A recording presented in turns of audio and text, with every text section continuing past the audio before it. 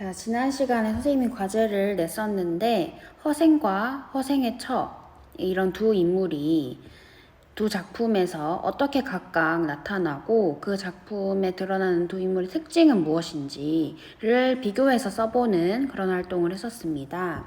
이번 시간에는 허생전과 허생의 처라는 두 작품을 비교를 해볼 건데요. 박주원이 쓴 허생전을 패러디한 이남희 작가의 허생의 처까지 지난 시간에 살펴봤습니다.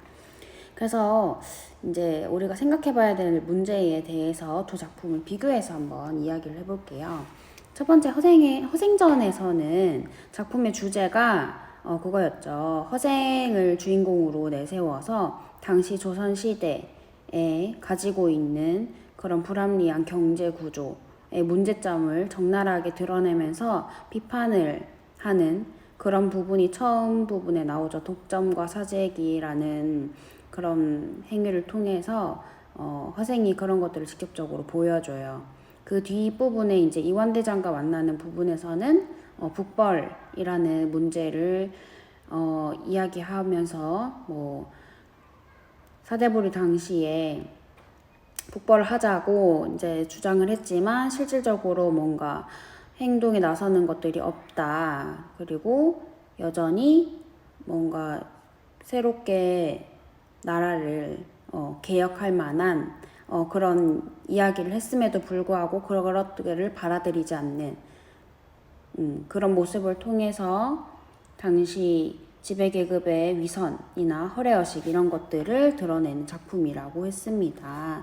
그래서 무능한 사대부들의 허위의식을 비판을 하고 허위라는 게 그거죠. 말로만 하고 실질적으로 행동이 보이지 않는 그런 것들을 비판을 하고 지금 이 시대에 대한 청나라가 더 우세한 권력을 가지고 있는 그리고 청나라의 뭔가 훨씬 더 우월한 그런 것들도 우리가 배워야 되고 그런 것들을 받아들여야 된다라는 부분에 있어서 실천을 해야 된다라는 게 이 작품의 주제였습니다.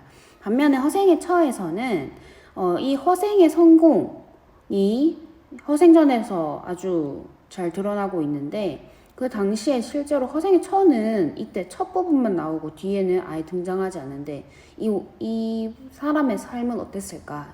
좀 더 개인적인 측면에서 살펴보는 그런 작품이었습니다. 그래서 허생의 성공 이면에 가려진 무엇을 이야기하고 싶었을까요? 그쵸? 이 당시 조선시대 여성의 삶에 대해서 이야기하는 작품이 이 허생의 처였습니다. 그래서 이 허생이라는 남편으로서의 허생을 바라본 거죠. 완전히 그 시대의 가부장적인 사회에서 모든 걸 다 희생하고 참고만 살아야 했던 그런 가부장적 사회에서 짓밟힌 여성의 삶을 이야기하는 작품이었다라고 보면 될 것 같고요. 그 다음에 두 번째, 이 허생전에서는 주인공이 당연히 허생이었겠죠. 허생의 처에서는 주인공이 누구였어요? 당연히 허생의 처가 뭐 이름은 나오지 않아요. 그냥 나라고만 나오는데 이 허생의 처의 입장에서 이 전체적인 그 과거에 이제 허생과 허생의 처가 어떻게 살았는지 그 이후에 허생의 처의 삶은 어땠는지를 보여주고 있습니다. 다음에 두 작품에서 등장하는 등장인물을 한번 비교를 해볼 텐데 허생은 허생전에서는 어땠어요? 굉장히 우월한 능력을 가지고 있었죠. 그 7년 동안 독서를 통해서 글을 읽으면서 뭔가 세상에 대해서 내가 이때까지 배웠던 것을 시험해보고 싶다 하면서 신통한 재주를 가지고 있었죠. 돈을 엄청나게 많이 늘렸었죠. 반부자한테 만냥을 빌려가지고 나중에 그것을 몇십 배가 넘는 엄청나게 많은 돈으로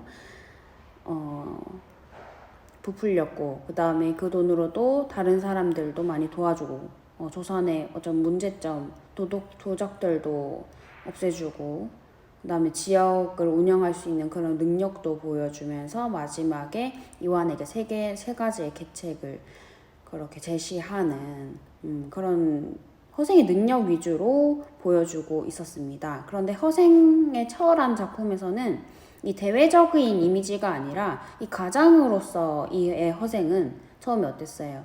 친구랑의 대화를 통해서 나는 조선의 문제를 해결하고 싶지만 직접적으로 내가 나설 수는 없다. 나의 문벌에 이런 한계도 있으며 내가 실제적으로 그런 이야기를 했을 경우에 조선에서 받아들일 수 있을까? 라면서 계속 이야기를 하죠. 그리고 자기는 절대 과거는 보지 않겠다. 등용은 하지 않겠다. 라는 이야기를 했었습니다. 그래서 가장으로서는 굉장히 어땠어요? 무능하고 무책임한 하는 그런 인물로 보여지고 있었습니다. 그 다음에 그러면서 정작 아내한테는 아내가 이야기하죠. 너 5년 동안 떠났다가 다시 돌아와서는 그때 동안 무슨 일 있었는지 아무것도 이야기해주지 않고 다시 또 집을 나가려고 하냐 하면서 그 이야기도 허생은 전혀 아내한테 설명하지 않죠. 그러면서 아내한테는 신의, 인륜, 예의, 염치 이런 것들을 강요하는 전형적인 이제 유교적인 사상을 가진 그런 사람이었죠. 그래서 아내가 이제 절연을 하자고 하니까 이런 것들을 강요를 했던 그런 사람으로 비춰졌습니다. 그 다음에 허생의 아내는 허생전에서는 딱 처음 부분에만 나와요. 처음 부분에 도대체 7년 동안 너가 글을 읽으면서 도대체 이룬 것이 뭐냐, 과거는 왜 안 보러 가냐, 과거를 보러 가지 않을 거면 다른 거라도 해라, 장사꾼 노릇이라도 해라, 그게 안 되면 뭐 배워가지고 만들어서 팔아라, 그것도 안 되면 도적질이라도 하세요, 이렇게 이야기를 했던 거죠. 생활력이 강하고, 왜? 허생의 아내가 다 삭바느질 해가지고 먹여 살렸잖아요, 그쵸? 그 다음에 과거를 봐서 돈 벌어올 게 아니면 무슨 이유가 있냐. 그쵸.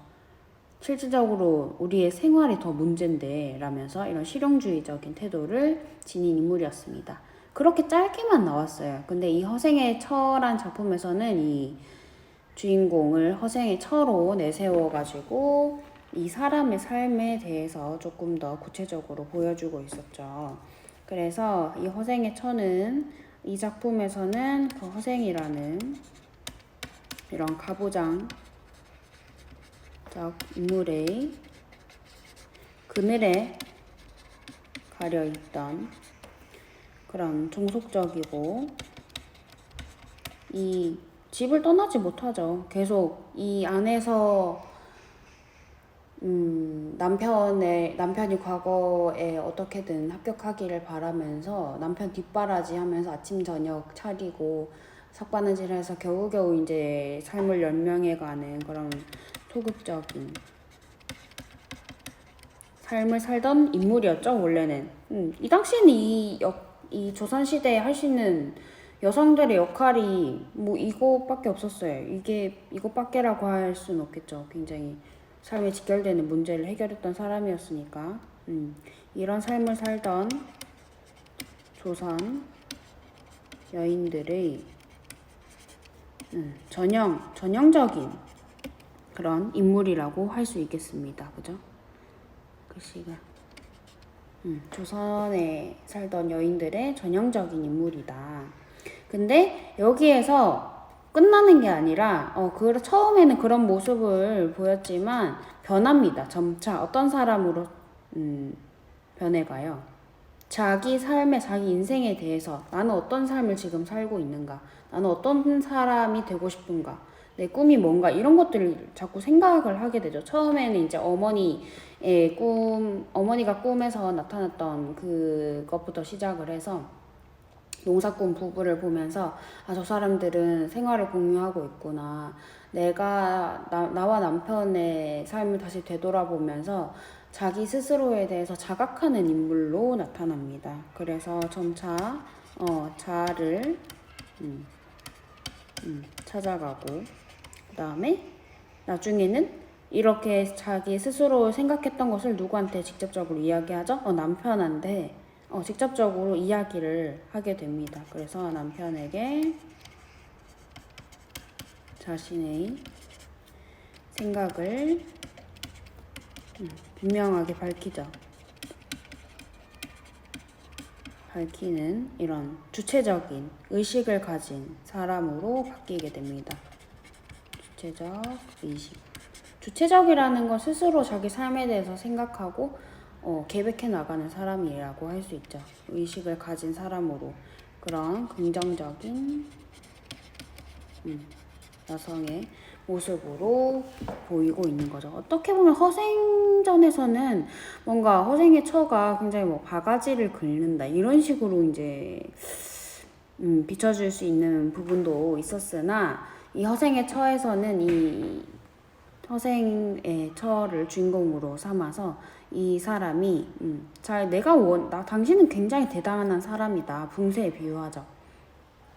너는 아주 꿈이 크고 이 세상에 대한 그런 이치를 깨닫고 이런 것들을 중시하지만 내가 생각하는 행복한 삶이란 그런 것이 아니다. 나는 자식을 낳고 더 좋은 세상으로 만들어 갈 수 있는 자식에게 그런 세상을 만들어 줄 수 있는 그런 삶을 사는 게 나의 소소한 목표다. 이렇게 이야기를 하면서 자신의 이야기를 하죠. 그 다음에 밑에 전체적인 소설의 구성은 이제 액자식 구성이라고 되어 있는데 액자식 구성이 뭐냐? 액자. 말 그대로 이거예요. 전체적인 겉에 이야기가 있고요. 액자 보면 이렇게 두 칸으로 돼 있잖아. 그치? 진짜 내용은 뭐예요? 이 안에 있는 내용이죠. 진짜는 내화인데 이 바깥에 외화에서 사실은 내가 너한테 해줄 말이 있어 하면서 뭐 이렇게 이야기하고 하면서 그때 다시 주인공이 이 내화에서 새롭게 등장하는 이런 식의 소설의 구성을 액자식 구성이라고 합니다. 그래서 허생전에서는 우리 교과서에서는 이 외화가 제대로 드러나지 않는데 실제 원본에서는 그 연암이 이야기를 합니다. 연암이 그 열하일기 쓰면서 내가 어디서 들은 이야기인데 하면서 실제로 들은 건지 뭐 들은 이야기인데 하면서 자신이 쓴 건지는 알 수 없지만 그런 것들을 보태가지고 썼겠죠. 그래서 허생의 이야기가 내화에 들어가 있고요. 여기서 주인공은 허생이었고 허생의 철한 작품에서는 이것도 역시 박지원이 윤영이라는 노인을 17년 이후에 다시 만났다 하면서 그렇게 패러디한 각색한 작품이었다 했죠. 그래서 이 안에서는 허생의 처에 대한 이야기를 해줬었다. 그리고 시간적 공간적 배경은 똑같습니다. 둘 다 조선 후기에 이제 병자호란 이후에 청나라가 아주 세력을 떨치고 있었고 우리나라에서는 북벌론이 점점점 이야기가 되고 있었던 그 시대의 공간이었고 시대적 배경이었고 공간적 배경은 뭐 서울이죠. 허생의 집과 뭐 이렇게 이동하는 부분도 있긴 했었지만 서울과 한반도 전역이라고 이야기할 수 있겠네요. 그 다음에 시점은 첫 번째 허생전에서는 1인칭과 3인칭으로 쳤을 때 나가 등장했나요? 나가 등장하지 않았죠. 허생은 뭐 변부자를 만나서 어쩌고 저쩌고 이렇게 이야기했기 때문에 일단 3인칭이고요. 3인칭에는 두 가지가 있다고 했죠. 일단 첫 번째는 이 작가가 이 전체적인 내용의 이야기를 다 알고 있고 모든 사람의 심리를 다 알고 있는 그런 전지전능한 신의 입장에서 전개해 나가는 전지적 작가 시점이 있었고 두 번째는 주인공을 관찰하여서 객관적으로 그 주인공의 모습을 묘사하는 그런 관찰자 시점이 있었습니다. 여기서는 뭘까요? 그쵸? 여기서는 뭐 작가가 모든 걸 다 알고 다 해설해주고 직접적으로 개입하고 있는 그런 전지적 작가 시점이겠죠. 그쵸. 그 다음에 두 번째 허생의 처에서는 나가 나와야 안 나와요? 나가 나옵니다. 나가 나오면 몇 인칭? 1인칭. 그리고 나가 자신의 이야기를 하나요? 아니면 남의 이야기를 하나요? 여기서는 허생의 이야기를 하는 게 아니라 허생 이야기도 하지만 그로 인해서 자신의 삶에 대해서 이야기를 하죠. 그래서 1인칭 주인공 시점이고 여기서는 허생의 처를 중심으로 처의 입장에서 모든 것을 서술하고 있다. 그 다음에 이 사건의 초점은 허생전에서는 당연히 허생의 비범한 능력이겠죠. 허생이 자신의 능력을 발휘해서 조선의 그런 경제 구조를 비판하고 당시 사대부들의 그런 허례허식, 무능함 이런 것들을 비판하는 그게 첫 견의 초점이었다면 허생의 처에서는 허생이 어떤 인물로 나오고 있죠? 가장으로서의 이런 무능하고 무책임한 허생의 인물됨을 이야기하고요. 그 다음에 허생의 처가 가진 그런 주체적인 시각 이런 것들에 대해서 이야기하는 게 초점이 되겠습니다. 그다음 마지막으로 주요 갈등은 허생은 누구랑 갈등했죠? 허생이 막 직접적으로 막 언쟁을 하거나 누구랑 이야기하고 막 싸우고 이완이랑 갈등. 근데 이완이랑은 직접적으로 갈등이라고 하기는 좀 의견이 부딪힌다고 하기는 좀 어렵죠. 허생이 제안한 거에 대해서 이완이 거절하고. 그럼 마지막으로 치면 갈등이라고 할 수 있겠네요. 하지만 이 전체적인 소설의 구성으로 봤을 때 허생은 이 당시 전체 조선의 사회에 대해서 비판하고 그 잘못된 점을 꼬집고 있었죠. 그래서 당시의 조선 사회 구조와 갈등을 빚었다고 이야기할 수 있습니다. 그래서 갈등은 개인과 개인과의 갈등, 개인과 사회와의 갈등, 개인과 운명과의 갈등 이런 식으로 소설에서 나타나는데 여기서는 이런 교선의 불합리한 사회 구조, 그쵸, 경제 구조, 아니 지배 계급이 보여줬던 위선 이런 것들을 지적하고 있기 때문에 허생과 당시 조선 사회가 주요 갈등이라고 할 수 있겠네요. 그 다음에 이해만 하고 있으면 돼요. 그 다음에 허생과 여기서는 누가 직접적으로 갈등을 하고 있죠? 여기서는 허생의 처가 되겠죠. 허생의 처가 허생이 다시 떠난다고 하니까 그럼 절연하자 라고 얘기하니까 허생이 막 일륜과 신의와 염치와 부녀의 덕 이런 것들을 운운하면서 그런 걸로 지키지 않냐라고 얘기하니까 허생의 처는 그것들이 다 무슨 의미가 있냐라고 이야기를 하면서 조목조목 나는 5년 동안 기다렸고 그 기다림의 결과로 바뀐 건 아무것도 없었다. 내 인생은 이전에도 암흑이었고 어둠이었고 지금도 어둠이다. 내가 나아가야 될 길에 대해서 난 다시 한번 찾아볼 것이다. 이런 식으로 이야기를 했기 때문에 허생과 허생의 처가 주요 갈등이라고 이야기할 수 있을 것 같습니다. 자, 이렇게 해서 허생정과 허생의 처라는 두 작품을 비교를 해봤고요. 요 이후에는 그 지난번에 여러분이 올려줬던 그 과제 중에 좋았던 부분을 선생님이 또 PPT로 한번 만들어봐서 정리를 했거든요. 요거 한번 소개하는 시간을 가져볼게요.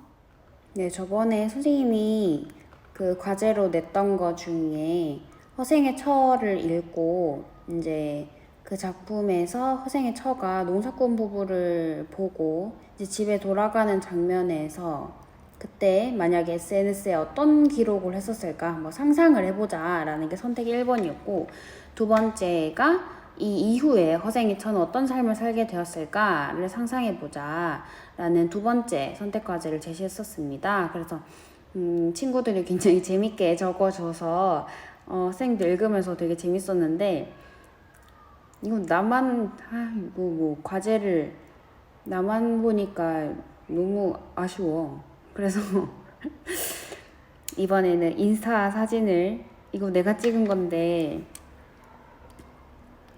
이쁘죠?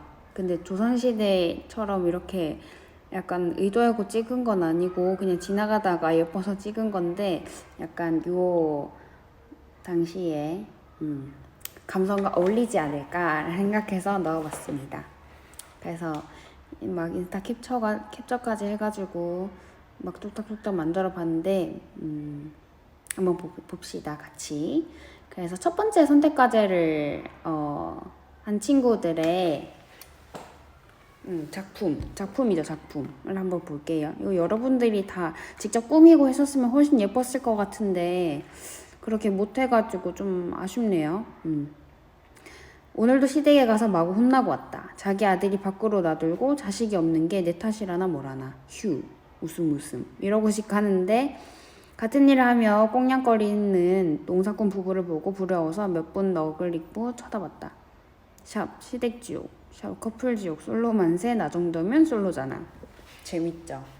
굉장히 센스 있는 요런 작품 좋았어요. 다음 두 번째, 같은 일을 하고 같은 생각을 하고 자식 낳고 오순도순 사는 게 이렇게나 힘들고 어려운 일이었나. 이젠 나도 지친다. 점점점. 우울. 남편도 부질없다. 막팔선팔 조티 데일리. 조티는 되게 진짜 인스타 보는 것 같았어요. 그래서 너무 재밌어서 교무실에서 쌤 혼자 막 깔깔거리고 웃고 있는데 이걸 뭐 어떻게 다 설명해, 그지? 우리끼리만 재밌는 건데. 좋아요. 다음. 이거 뭐야? 솔직히 신분이 높다고 다 행복한 건 아닌 듯. 리얼 나 양반집 처인데 저기는 평민 부부보다 못한 삶을 살림 중. 레알이구나. 저거 봐. 아주 사이좋게 잘 지내잖아. 우리 남편은 남의 편이야. 남의 편. 남편이 남의 편이라는 거죠. 재밌네요. 집에서 그린다고 틀어박혀서 돈이라고는 한 푼 안 벌어오는데 내가 뭐라고 좀 했다고 삐졌는지 뭔지는 모르겠지만 집 나가서 안 들어오네. 공부만 하면 뭐하냐. 가정이 개판인데. 거의 허생의 처에 빙의해서 지금 남긴 것 같아요. 그쵸? 그것도 재밌었어요. 그다음에 저렇게 같이 농사 짓고 살아가는 것이 평범한 가정의 일이라고 생각했건만 왜 이렇게 쉽지 않은 것일까? 평범하게 살아가는 것이 제일 어려운 것이었다. 평범하게 사는 게 참 제일 어렵다는 말, 이런 말 많이 하죠. 요거 약간 이것도 새벽에 쓴 것 같은 그런 감성인데 썼다가 다시 바로 지워버리는 그런 글 같아요. 그쵸? 이것도 되게 잘 썼어요. 그 다음 이거는 무슨 시 같아서 시조 같고 오순도순 금슬좋게 농사 짓고 있는 저 농사꾼 부부. 나는 언제쯤 저리 살 수 있을꼬. 이번 생에 그리 살 수는 있으랴. 이 첫 번째 줄만 조금 약간 손보면 거의 시조처럼 그렇게도 읽히는 것 같아요. 그죠? 약간 운율감도 느껴지고요. 나 요렇게 쓰는 것도 좋은 것 같아. 그쵸? 친구들 되게 잘 썼죠. 다른 것도 되게 잘 쓴 거 많았었는데 이게 나의 편집 실력에 한계가 있어서 쌤 많이 배워올게요. 그 다음 꼭 높은 사람이 아니더라도 다 짝이 있고 그곳에 행복이 있다는데 도대체 나의 그런 나의 행복은 어디 있는지 모르겠다. 아무리 신선 노릇을 한다 하여도 서로를 위해서 최소한의 노력을 보일 텐데 혹시 처음부터 우리는 서로를 사랑하지 않았기 때문인가? 슬퍼. 집으로 돌아가는 길에 보이는 농사꾼들이 선비 집안에 시집을 온 것보다도 부럽고 좋다. 결국 내 길은 내가 만드는 것이니 신선 노릇하는 사람을 고치려 하지 말고 나의 새로운 길을 가야겠다. 와, 이거는 앞으로의 포부까지 들어가 있죠. 내가 이제 앞으로는 어떤 삶을 살 것인지 거의 뭐 구체적으로 이야기를 해줬던 거였죠. 거의 그 인물의 빙의해서 쓴 것 같아요. 그쵸? 되게 잘 썼죠. 너네 진짜 너무 대단한 것 같아. 똑똑한지. 그 다음에 소설 뒷이야기 상상해보기였는데요. 첫 번째, 친정으로 돌아온 후 그 당시 조선에서는 여성의 재가가 허용되지 않았기 때문에 그랬죠. 허생의 처는 새로운 남편을 만나지는 못했을 것이지만 친정에 돌아가서 마을 여성들이나 가족들에게 자식을 낳고 더 좋은 세상을 경험하게 해주는 것이 삶의 목적이라는 자신의 생각을 나누며 살 것이다. 그쵸? 남편한테 너무 매여있지 마라 이러면서 우리가 생각하는 그런 소소한 행복을 지키면서 살자 이런 이야기를 했을 수 있죠. 이제 더 이상 자신이 독서를 할 때 여러 잡일들을 하며 끼니를 챙겨주는 부인이 사라지자 이제 허생의 입장이죠. 부인의 중요함을 다시 느끼고 다시 부인을 찾으러 부인의 처가로 찾아갈 것 같다. 이때 갑자기 깨달아가지고 그럴 수도 있을 것 같다. 그럴 수도 있겠네요. 그렇죠? 허생의 처와 또 허생은 또 어떤 삶을 살지 잘 이야기를 해준 것 같아요. 그렇죠? 당시 조선의 현실까지 반영을 해가지고 좋습니다. 그다음 친정으로 가면 왜 절연했냐고. 초반에 역을 먹을지도 모른다. 그렇죠? 이 당시의 시대를 봤을 때는 그쵸, 여성의 삶은 거의 뭐 남편을 위한 그런 희생 이런 것들이 굉장히 강요되었고 그런 시절이었으니까 처음에 욕을 먹었을지 모르겠죠. 그러나 허생과 살면서 힘들었던 여러 가지를 이야기하다 보면 친정도 나를 이해해 줄 것이라 생각한다. 그쵸? 결국에 가족이니까. 그리고 신정을 살며 허생에게 받은 상처를 점차 치유해 나가고 재혼을 원한다면 재혼하여 조선 후기였으니까 제가가 되었을까? 되었나? 요거는 좀 역사쌤한테 물어봐야 되겠다. 그죠? 조선 재혼하여 나가 원하는 삶을 살며 행복하게 살 것이다. 라는 요런 뒷이야기를 상상을 했습니다. 친정의 이제 반응까지 이야기를 해줬어요. 그죠? 다음, 허생은 꽤 오랫동안 아내를 찾아오지 않고 자신이 원하는 대로만 살아가다가 후회하고 아내를 찾아온다. 이건 허생의 입장이네요. 그죠? 그는 아내에게 아내가 원하는 것을 이루겠다고 돈 주나 다시 돌아오라고 하지만 아내는 이미 생각을 바뀐 거죠. 받아들여주지 않는다. 라고. 좋아요. 그치, 이제 와가지고 이 아내는 이미 자신의 삶을 어떻게 살겠다 이런 생각까지 했는데 받아들여주기 쉽지 않겠죠. 그 다음에 허생이 끝까지 아내를 자꾸 설득하지 않았을 거라고 생각한다. 그쵸. 아내 없이 5년을 혼자 잘 살았는데 뭐 만약 내가 허생의 아내의 부모였다면 돌아온 딸에게 그 자식이랑 잘 헤어졌다고 혼자 많이 힘들었겠다고. 완전 그 부모의 입장에서는 너무나 억장이 무너졌겠죠. 많이 힘들었겠다고 말해줬을 것이다. 그렇죠. 이렇게 말해주면 훨씬 위로가 돼. 이게 진짜 가족이지, 그치? 아무리 힘들어도 서로 이해해주고 끝까지 내 편을 들어주는 사람이 가족인데 그런 부분에서는 허생은 남편으로서는 참 많이 아내를 힘들게 했다라고 생각을 할 수도 있겠네요.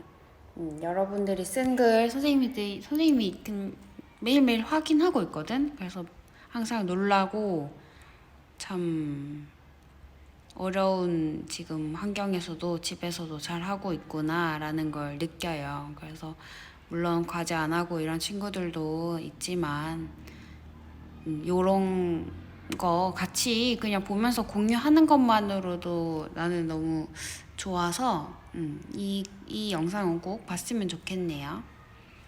다음 주에 학교에서 봅시다. 안녕. 좀 치네.